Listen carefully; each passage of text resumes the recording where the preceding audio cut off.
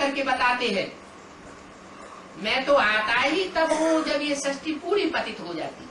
The Father comes and tells us, I come only when this world becomes completely impure.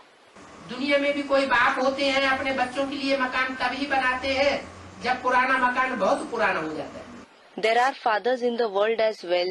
They build a house for their children only when the old house becomes very old. जब तक repairing से काम चल सकता है तब तक उसमें रिपेयरिंग करते रहते हैं। They keep repairing it until the repairs work. फिर जब रिपेयरिंग से काम नहीं चलता तब पुराना मकान तोड़वा करके नया मकान बच्चों के लिए बनाते हैं। When repairing it doesn't work, they destroy the old house and build a new one for the children. तो ये भी सत्य रूपी मकान है। So, this is also a house-like world. ये सत्य रूपी मकान जब पुराना होना शुरू होता है द्वापर से, When this house-like world starts becoming old from the copper age, तो इब्राहिम, बुद्ध, क्राइस्ट, गुरु नानक आकर के समय समय पर स्थान स्थान पर इसकी रिपेयरिंग का काम कराते हैं। Abraham, Buddha, Christ, Guru Nanak come, have it repaired at different times and different places. अरब देश में इस्लाम धर्म स्थापन हुआ 2500 साल पहले। The Islam was established in the Arab countries 2500 years ago. यूरोपीय देशों में क्रिश्चियन धर्म स्थापन हुआ क्राइस्ट के द्वारा 2000 साल पहले। The Christian religion was established by Christ in the European countries 2000 years ago. चीन, जापान आदि पूर्वी देशों में महात्मा बुद्ध के द्वारा बौद्ध धर्म स्थापन हुआ। In the eastern countries like China, Japan and so on, the Buddhist religion was established by Mahatma Buddha. ऐसे ऐसे एक के बाद एक 1500 वर्षों के बाद एक धर्म पिताएं आते रहते हैं और सृष्टि की मरम्मत करते रहते हैं। In this way, after every 1000 to 500 years, the religious fathers come one after the other and keep repairing the world. अपने अपने प्रकार से धर्म की धारणाएं सिखाते रहते हैं। They keep teaching religious precepts in their own way. लेकिन नया मकान कोई नहीं बनाता। However, no one builds a new house. ये नया मकान बनाना और पुरानी सृष्टि को खलास कर देना, ये एक परम पिता परमात्मा शिव का ही काम है। Building a new house and bringing the old world to an end is the task of the Supreme Father, Supreme Soul Shiv alone. इसलिए सभी धर्म स्थापक आज भी उस परम पिता परमात्मा को याद करते हैं। That is why even today all the religious founders remember that Supreme Father, Supreme Soul. तो उनको सन्मुख आना पड़े। So he has to come face to face with the children. जैसे धर्म पिताएं आते हैं अपनी धर्म की स्थापना करने, तो अपने फॉलोअर्स के सामने आते हैं ना। Just like when the religious fathers come to establish their religion, they come face to face with their followers, don't they? तो परमात्मा बाप भी जो निराकार ज्योति है, So the Supreme Soul Father also, who is an incorporeal light, जिस निराकार ज्योति का बड़ा लिंग बनाते हैं, पूजा करते हैं, they make a big ling as the form of that incorporeal light and worship it. पूजा करने की सुविधा के लिए उस बिंदु का बड़ा आकार बनाते हैं, शिवलिंग। They make a big form of that point, the Shivling, for the convenience of worship.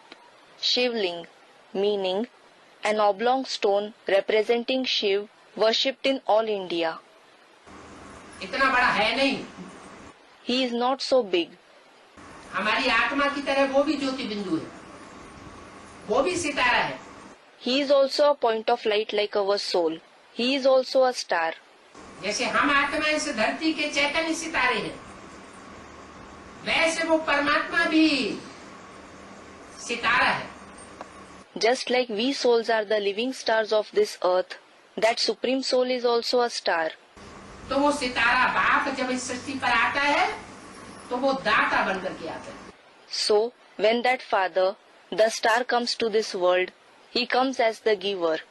हम बच्चों से लेता कुछ भी नहीं है, He doesn't take anything from us children.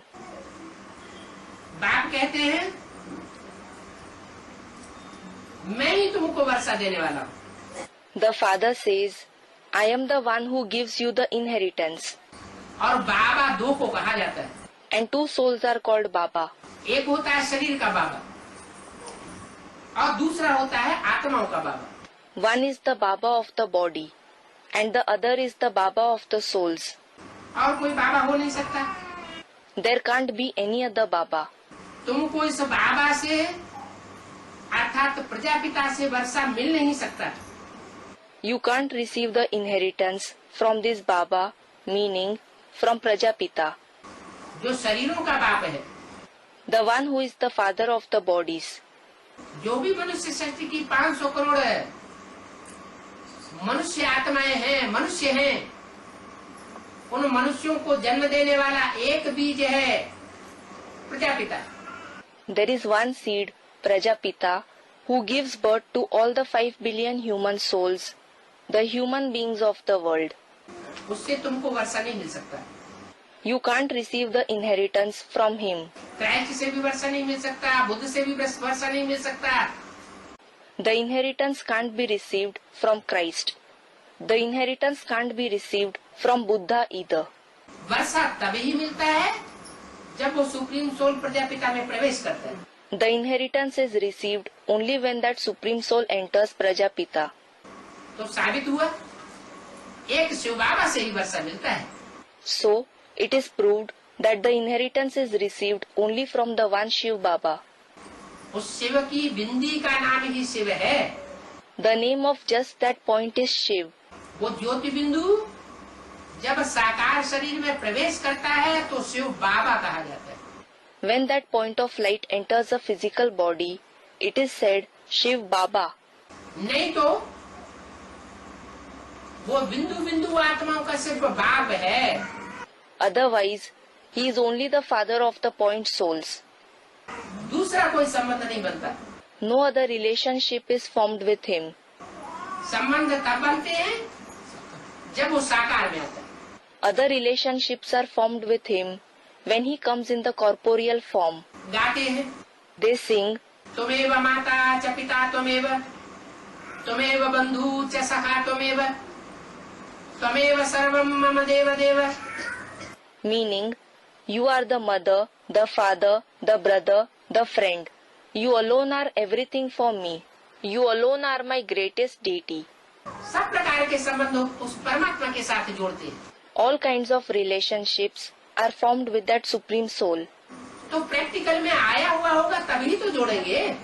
So, they will be formed only when he has come in practice. कोई सिर्फ कहने की बातें थोड़े ही है। It isn't only a saying. Brahma Vishnu Shankar भी उससे वर्षा लेते हैं। Brahma, Vishnu and Shankar also take the inheritance from him. किससे? सुप्रीम सोल शिव बाप से। From whom? From the Supreme Soul Father Shiv. वो दाता है। He is the giver. सर्व का सदगति दाता, सर्व का मुक्ति जीवन मुक्ति दाता। He is the giver of the true liberation to all.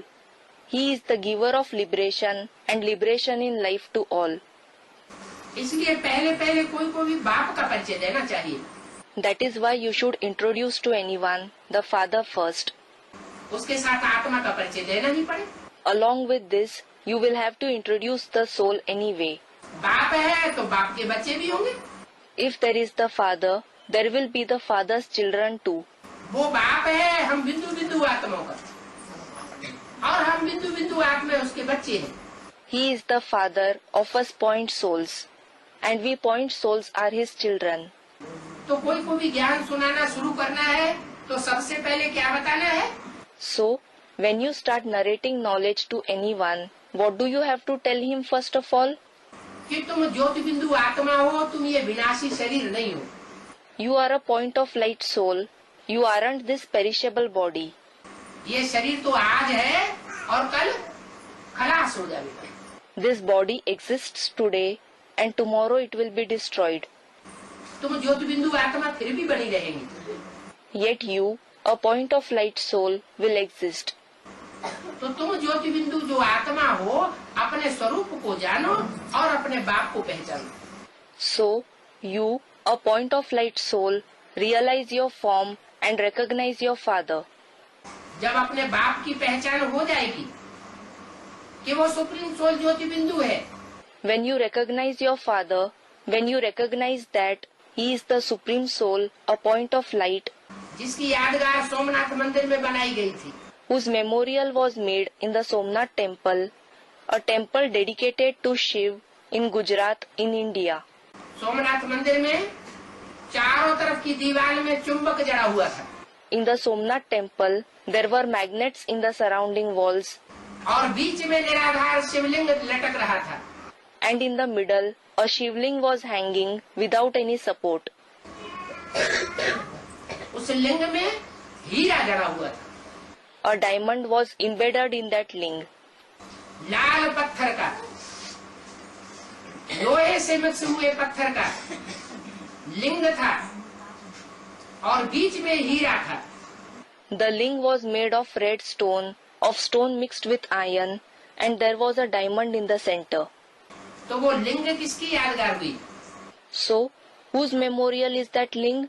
और वो हीरा किसकी यादगार हुई? And whose memorial is that diamond? हीरा है शिव ज्योति बिंदु की यादगार, The diamond is the memorial of Shiv, the point of light. और जो लिंग लाल पत्थर था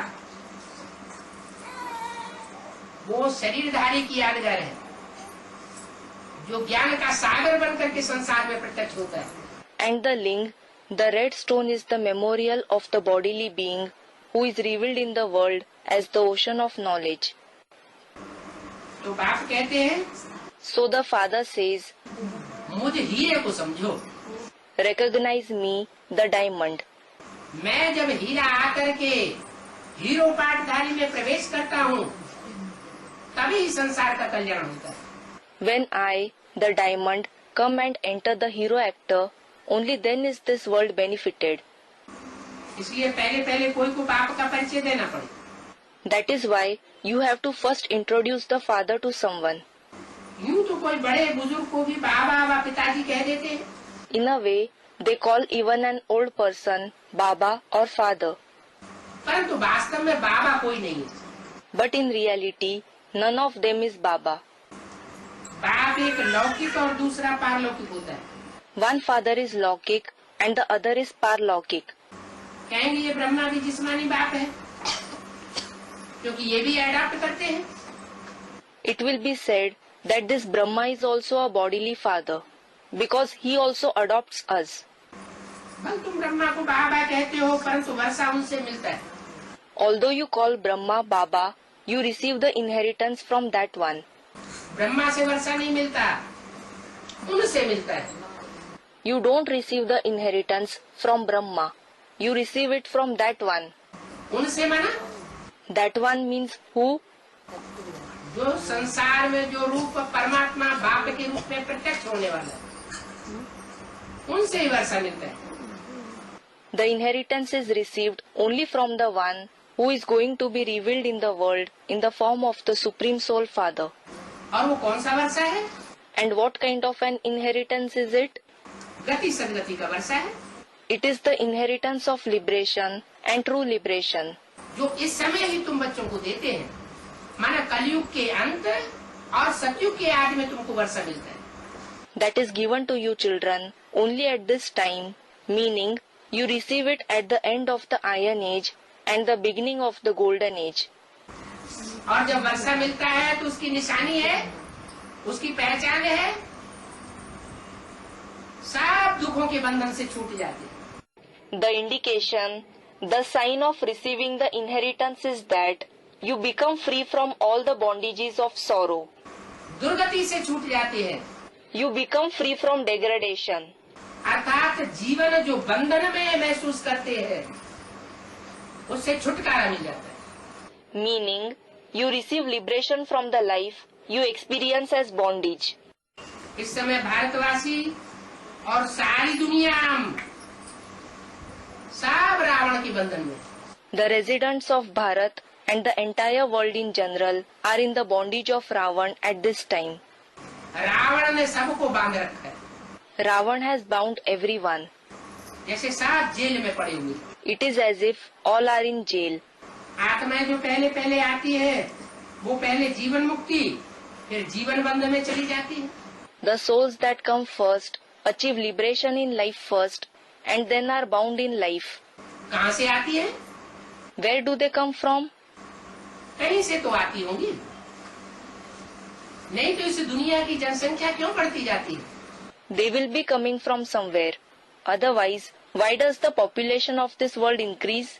मनुष्यों की ही जनसंख्या नहीं, कीट, पशु, पक्षी, पतंगे, सबकी जनसंख्या में वृद्धि हो रही है। Not only the population of human beings, but the population of insects, animals, birds, moths and everything is increasing. तो जरूर ये आत्माएं कहीं इस लोक से बाहर कोई दूसरा लोक है जहाँ से आती है।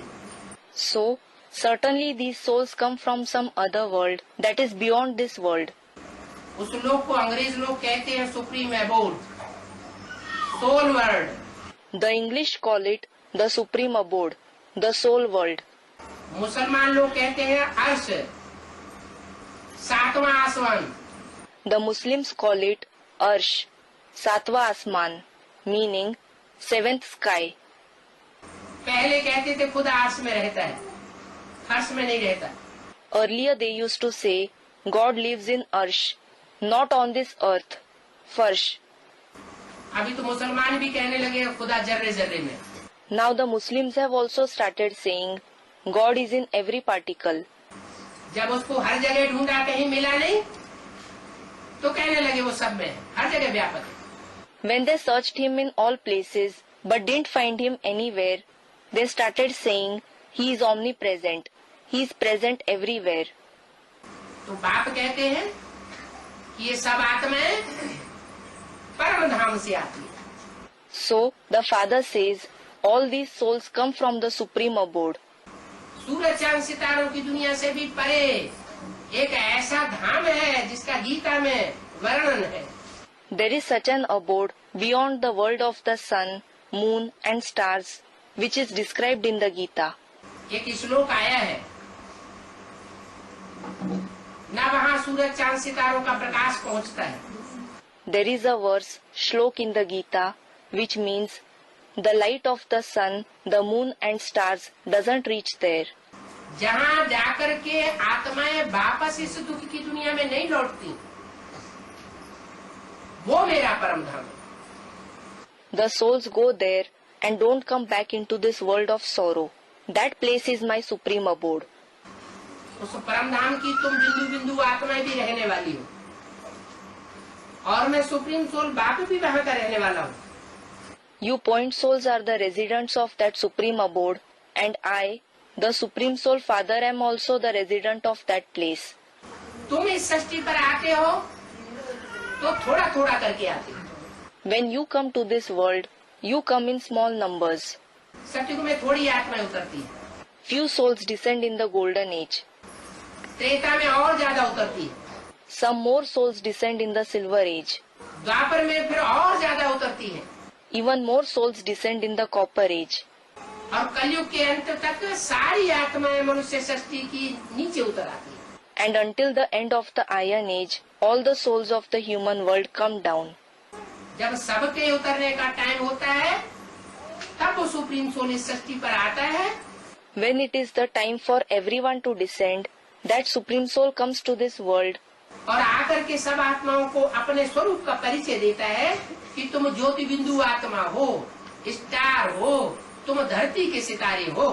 And gives all the souls the introduction of their form, saying, You are point of light souls, stars. You are the stars of the earth. वो सितारे तो आसमान में जो चमकते हैं वो जड़ हैं, और तुम चैतन्य सितारे हो। Those stars which shine in the sky are non-living, and you are living stars. चैतन्य कहा जाता है चलते फिरते बोलते को। The one who walks, moves around and speaks is called living. तो तुम चलते फिरते बोलते सितारे हो। So you are the stars that walk, move around and speak. ये परिचय दे करके आत्माओं को स्वरूप में स्थिर कराता है. After giving them this introduction, he makes the souls stabilize in that form, कि तुम अब ये देह भान छोड़ दो. saying, renounce this body consciousness now. देह को याद करना माना मिट्टी को याद करना. Remembering the body means remembering soil.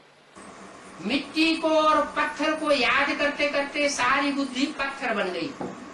By remembering the soil and stones, their intellect has completely become like a stone.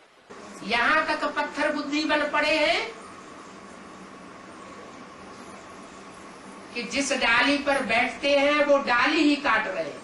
They have become the ones with such a stone-like intellect that they are cutting the very branch on which they sit. दुनिया में atom bomb बनाए रखे हैं. Atom bombs have been prepared in the world. इस दुनिया में रहना भी है, फिर एटम बम बना करके उस दुनिया को खलास करना चाहते हैं. They want to live in this world as well as finish it by preparing atom bombs. ऐसी पत्थर बुद्धि बन गई. Their intellect has become so stone-like.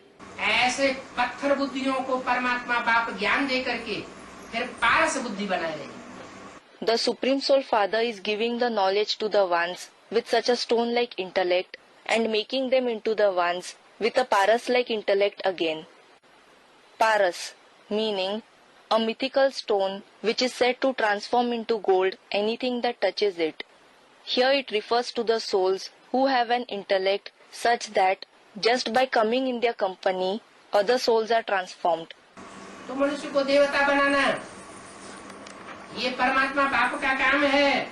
So, to make human beings into deities is the task of the Supreme Soul Father. लेकिन जो इस सृष्टि पर आत्माएं पहले सतयुग में आती हैं, वो श्रेष्ठ आत्माएं होती हैं. But the souls who come to this world first of all in the golden age are elevated souls. सतयुग त्रेता में सिर्फ देव आत्माएं ही सृष्टि पर आती हैं. Only the deity souls come to this world in the golden and silver ages. उस समय भारत ही सिर्फ होता है धर्मखंड. Only the religious land of Bharat exists at that time. दूसरे धर्मखंड नहीं होते. There are no other religious lands. ये अमेरिका, ये ऑस्ट्रेलिया, ये अरब देश, दूसरे जो धर्मखंडों के देश हैं, वो 2500 साल पहले सृष्टि पर नहीं थे.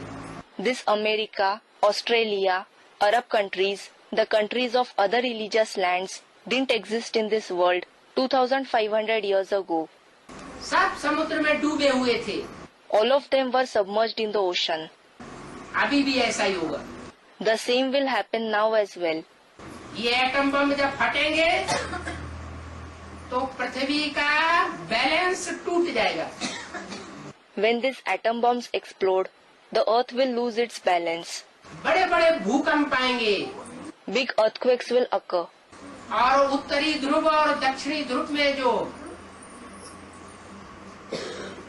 सैकड़ों मील ऊंचे पहाड़ हैं बर्फ के जमे हुए, वो पहाड़ पिघल जाएंगे एटम बमों की गर्मी से. And the 100 miles high mountains of ice in the North Pole and South Pole will melt because of the heat of the atom bombs. और जब वो पिघलेंगे तो दरार आने से वो सारे समुद्र में आ जाएंगे और समुद्र का जो स्तर है वो बढ़ जाएगा. When they melt, then due to the crack, they will flow into the ocean and the level of the ocean will rise. जब समुद्र का स्तर बढ़ेगा तो ये अफ्रीका, ये अमेरिका, ये ऑस्ट्रेलिया, ये अरब देश जो पहले थे ही नहीं, वो सब समुद्र में समा जाएगा. When the level of the ocean rises, this Africa, America, Australia, Arab countries that didn't exist before at all those will be submerged in the ocean.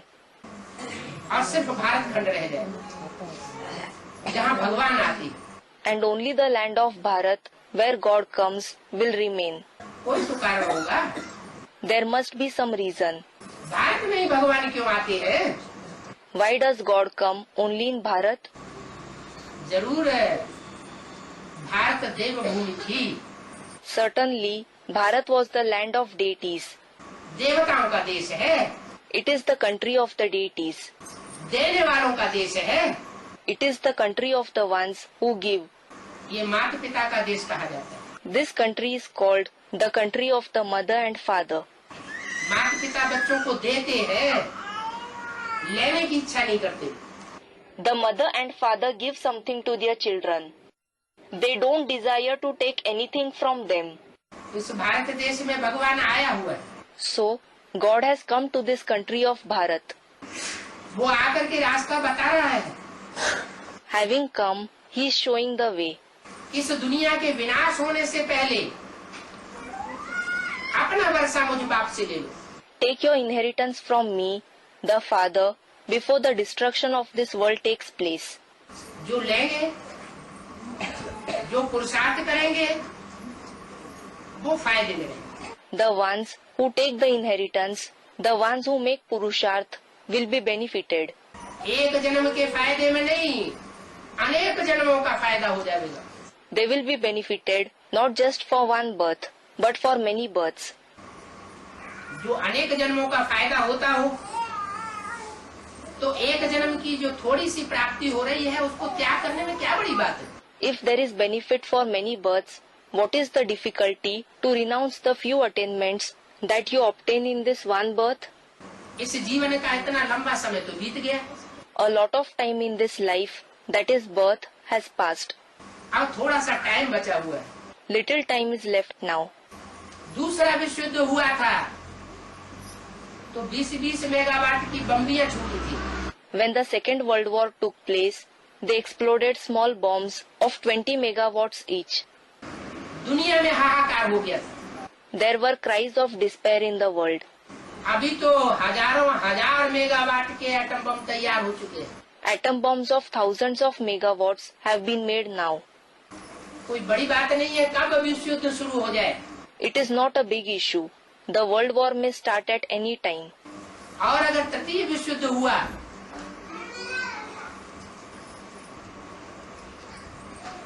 तो सारे ही देश इस युद्ध में कूद पड़ेंगे। And if the Third World War takes place, all the countries will participate in it. अगर तो खुदा न खास्ता तृतीय विश्व युद्ध में कुछ सृष्टि रह भी गई, तो चौथा विश्व युद्ध होने में देर नहीं लगेगी। If by chance the world survives to some extent in the Third World War, it won't take long for the Fourth World War to take place, जिसमें ये सारी एटमिक दुनिया खलास हो जाएगी। in which this entire atomic world will be finished. अभी time ज्यादा नहीं है। There isn't much time left now. अभी ईश्वर का कार्य भी पूरा हो चुका। Also, God's task is complete now. जो ज्ञान देना था वो सारा ज्ञान दे दिया। He has given the entire knowledge that he had to give. अब समझाने के लिए परमात्मा के पास कुछ रहा नहीं। The Supreme Soul has nothing else to explain now. तो अभी समय है। शांति के टाइम में अच्छी पढ़ाई होती है। So, there is some time now. Studies go well at the time of peace. फिर जब जिंदगी में धंधाधोरी लग जाते हैं, शादी वादी हो जाती है, तो पढ़ाई नहीं होती। Later, when they become engaged in business and occupation in their life, when they are married, they aren't able to study. ये भी परमात्मा बाप पढ़ाया है। Similarly, here the Supreme Soul Father is teaching. अपनी अपनी पढ़ाई पूरी कर लेनी चाहिए। You should complete your studies. अनेक जन्मों का सुख शांति का वर्षा जल्दी से ले लेना चाहिए। You should take the inheritance of happiness and peace for many births quickly. अच्छा, ओम शांति। अच्छा, Om Shanti.